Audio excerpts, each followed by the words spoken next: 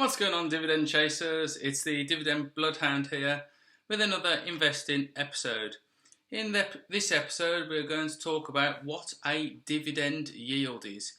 This is an important piece of information when evaluating whether you're going to invest in a company or not. However, it must be said that this is not the only thing that you should look at when you analyse a company. A lot of people do, and it can get you into serious trouble.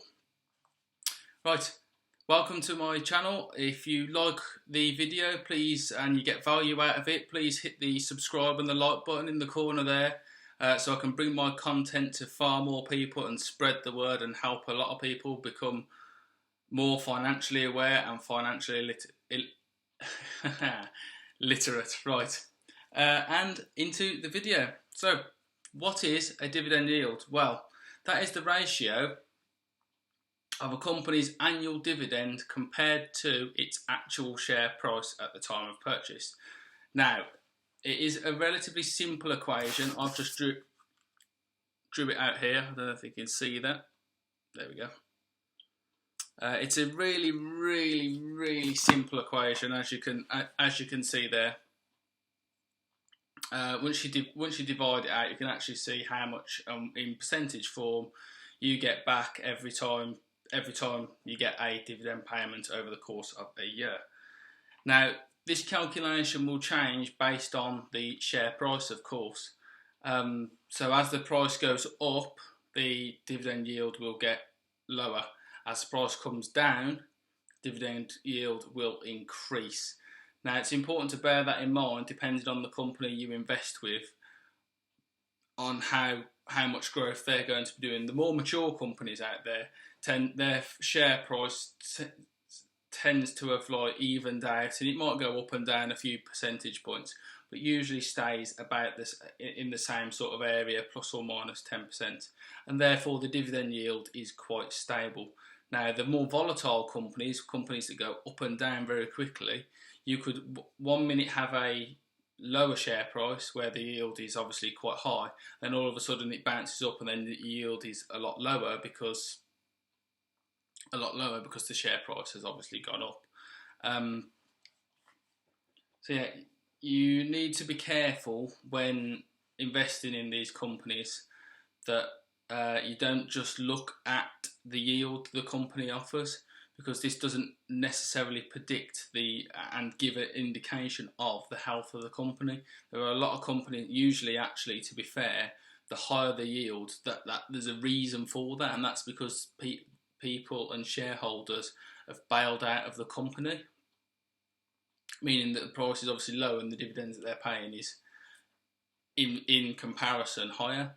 Now, you need to be careful with that you don't get caught in a dividend trap where you get lured in with a big juicy dividend, you invest, the share price collapses, then the dividend gets cut and you get left with no dividend, and you've lost out on the capital in the company as well. That would be like a disaster, and that is what is known as a dividend trap. Now, your yield will obviously fall and rise with the market, as already said. However, there's other things that will affect the yield as well. So the dividend will be, a lot of companies raise their dividends at least once a year, especially the dividend obviously the dividend aristocrats and the dividend kings, and ones that are attending to try and get into that club of companies. They will raise their dividends each year, and that will obviously increase your yield in comparison to the stock price. But this can also, the adverse effect of this can also happen if there is a dividend cut. Now, this is quite rare, and there's a lot of that will cause a collapse in the share price as well, usually. And a brief example of this, and a company I actually invested in, though I was aware it was quite risky at the time, is Occidental Petroleum. So I invested in them when the yield was at 10%. With some risk, I might add, it is in my higher risk account. So I bought 3 shares at a price of about $35, and now, since this oil price crash that we've seen recently, that price has fell down to $15, and they've also cut their dividends by about 80%. So that's a bit of a slap in the face to me for, I wouldn't say being so silly, because I was always in it for the long term, and I knew that their dividend was at risk anyway when I invested. So the fact that it got cut is a little bit annoying, but not wholly unexpected, especially at the moment with the prices that it is. But if that's what it takes for the company to survive and you not to lose all your money, then I'm all in for that. And there is still a dividend that exists, and it's actually still not a bad percentage point, because the cost of shares is so low at the moment. I think the long-term outlook for oil will increase back up anyway, so I've not rushed to sell my shares or anything like that. And by the time I'd already reacted, the price of the company had already fell through the floor. So there's a cheeky little example for you there.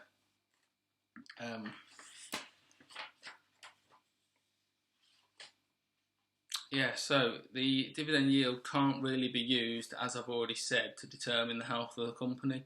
There are other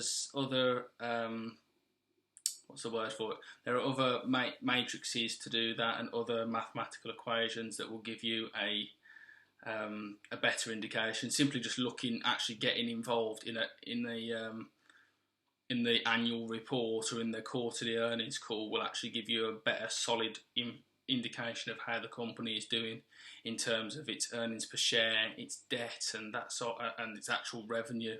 That will give you a better idea than looking at the yield.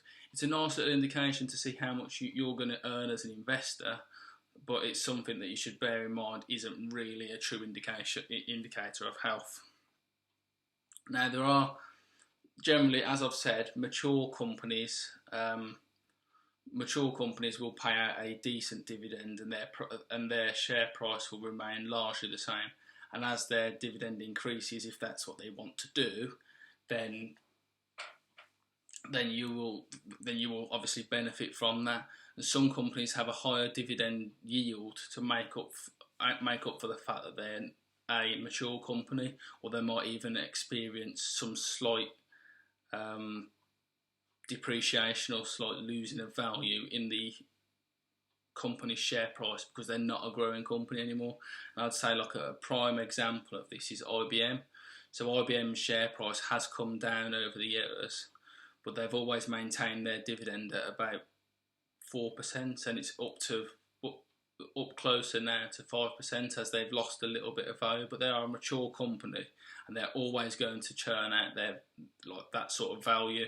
They've got their established customer base, and they're not going anywhere. They're not going to massively increase in value and the yield go down, but equally they shouldn't decrease in value too much either, apart from with obviously what we've got going on at the moment, which is everybody's experiencing the trouble that the market is experiencing. Now, usually higher yields obviously indicate lower growth, as I've just mentioned, and then lower yields usually indicate higher growth. And a prime example of this would be, well, some growth companies offer no dividend yield at all, in which case they're not a dividend paying company, so you're not going to get a yield. And an example of this would be Tesla, where all their profits, all their money, they don't make a lot of profit at the moment, but they're getting there. That's all invested straight back into the company, straight for further growth, and that's how they reward their shareholders. Now, lower yields still can mean, if they do pay a dividend, still can mean high growth. Now, a prime example of this is Microsoft. Everybody thought that Microsoft would possibly go down the same sort of route as IBM over time, and had they done that, their yield would be very, very similar to IBM's now, or even much higher than that. But Microsoft has been very, very successful in its growth strategy, and it's just continued to grow and grow and grow with its cloud-based services, Xbox Live services, and all the other software that it's involved in. I mean, it's too much and too diverse to mention. But what that has done is it's actually suppressed the company's dividend yield. And it's one of them rare companies that pay a dividend, they increase their dividend all the time. They're actually looking to eventually get towards being a dividend aristocrat, but their share price growth has just gone up and up and up and up and up as well. So that's quite an impressive feat, really. You don't see a lot of companies doing that. So that's something to bear in mind. There are rare breeds of companies that sit somewhere in the middle, but usually the general rule is a higher yield, not much growth, lower yield or no yield at all equals growth. But there is a couple of little unicorns in there, shall we say, unicorn stocks that actually do both. And that about wraps, I'll just quickly check my notes. Yeah, that about wraps us up for this investing episode. Just a short and sweet one to let you know what a dividend yield is. I hope I've added value. I hope I've helped teach some of you guys, if you didn't really know what it was or whatever. I hope I've taught you something today.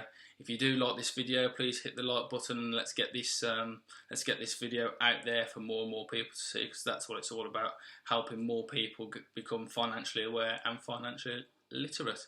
And I will see you in the next video. I'll catch you later. Goodbye.